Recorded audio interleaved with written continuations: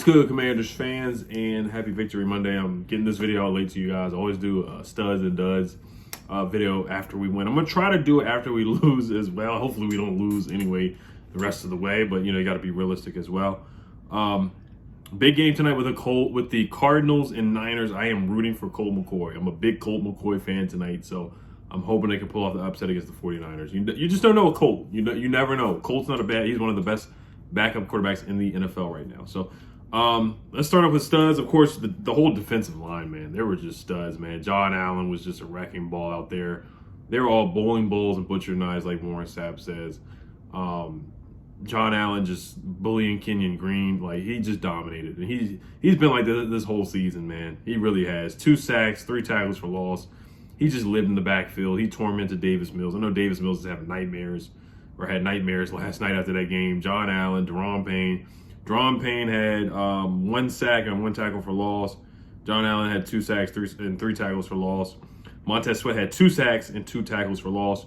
Looking at their PFF grades, the best guy on the defensive side of the ball was John Allen, and it spoke for itself. So PFF was accurate with that. John Allen had a 90.2 defensive grade, a 57.2 run defensive grade, a 70 tackling grade, and a 90.6 pressuring grade. I mean, he lived in the backfield. Montez Sweat was the second PFF highest rated defensive player, 84.0, 65.5 run defensive grade, 72.4 tackling grade, and a 71.3 pressure grade. And he dropped back in coverage one time with a 61.6 coverage grade, 32 snaps.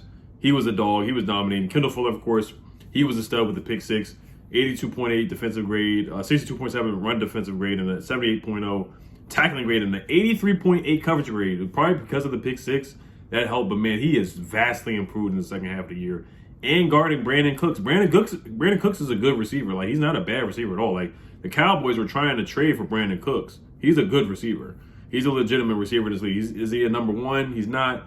But Brandon Cooks is a legitimate number 2 or number 3 wide receiver in this league. And I thought Kendall Fuller did a good job on Brandon Cooks. Not only him, but Ben St. Juice did a good job on him as well. Cameron Crowe, 82.0 PFF grade. He's graded really well with PFF. Him and Derek Forrest, 81.4 tackling grade, and a 78.1 coverage grade for Cameron Crowe as well. Bobby McCain graded high. Basically, the whole defense graded really, really high per PFF. But yeah, Montez Sweat, a couple stunts, twists.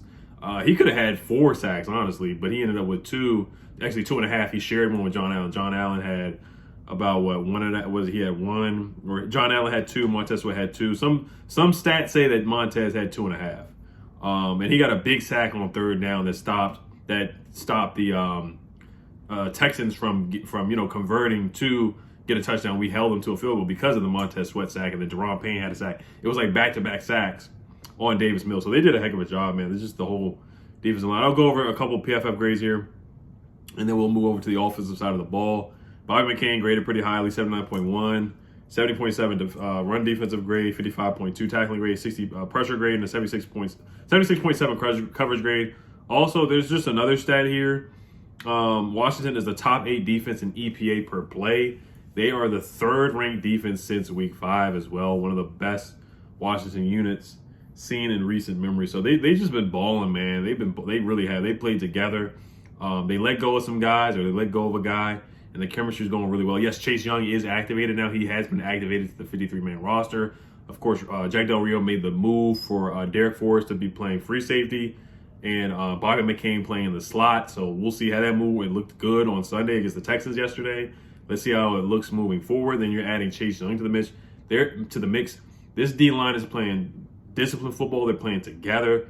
Chemistry, Casey Toohill, James Smith-Williams, all the guys. It doesn't matter who it is. Efe Obada, John Ridgeway. They're just playing good football together.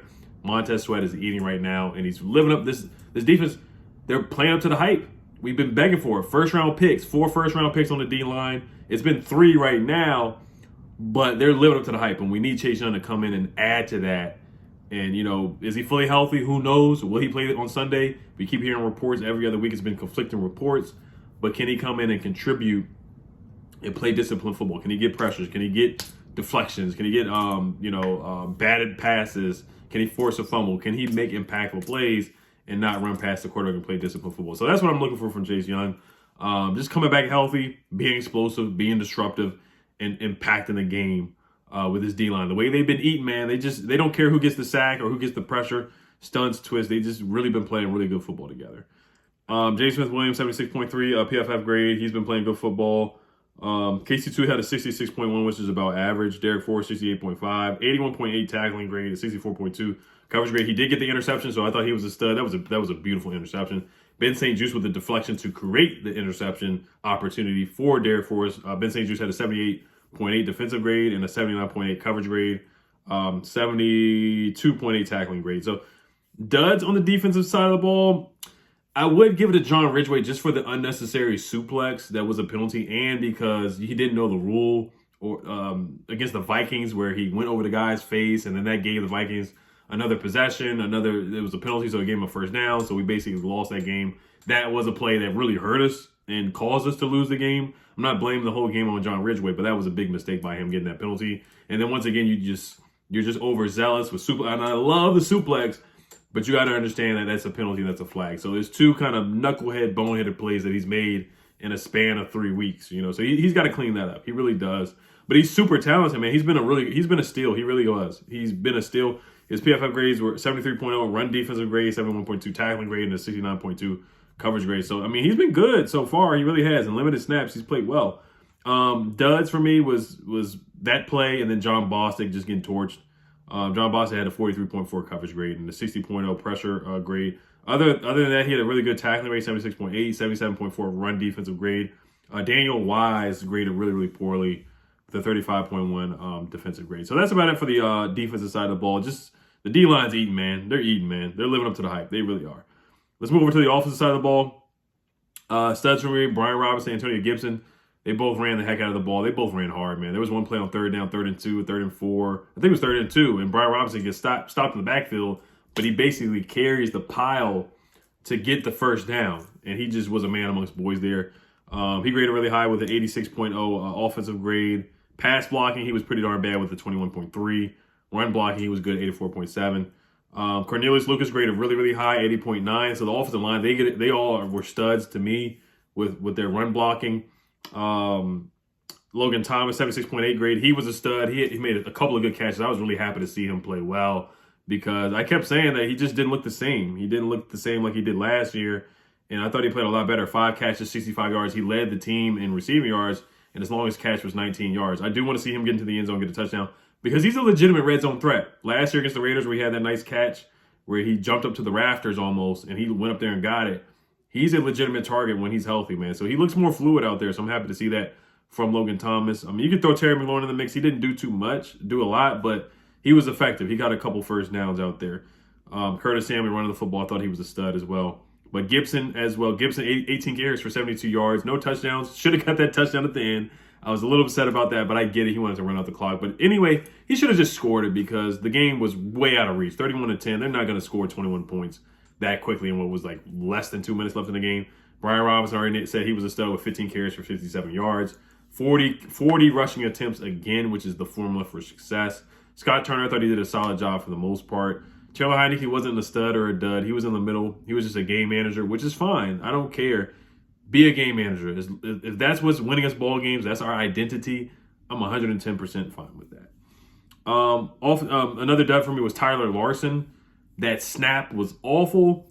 His play as a whole was fine, but just the Philly game, he had a terrible snap, and then he did it again. So I didn't have any guys that were duds the whole game. Really just dud plays. Like the Ridgeway, Shaq to the fool, kind of, losing his mind, suplex play, and then Tyler Larson snapping the football over Taylor Heineke's head once again in back-to-back weeks. McLaurin had a 76.8 offensive grade. Cosme played well with a 74.0 offensive grade. 73.8 pass blocking grade and a 72.2 run blocking grade as well. Trey Turner, 58.5 PFF grade, 59.9 52.3 pass blocking grade out there, and a 63.8 run blocking grade. So he graded average. And Heineke graded 52.9 with a 57.6 passing grade and a 42.0 running grade. Cole Turner was the worst graded player out there. Gibson had a 68.5. Larson graded well with a 71.0. Gibson 68.5. Who else is on the offensive line? Norwell with a 67.0. So Luke is graded well. Where's Lano at?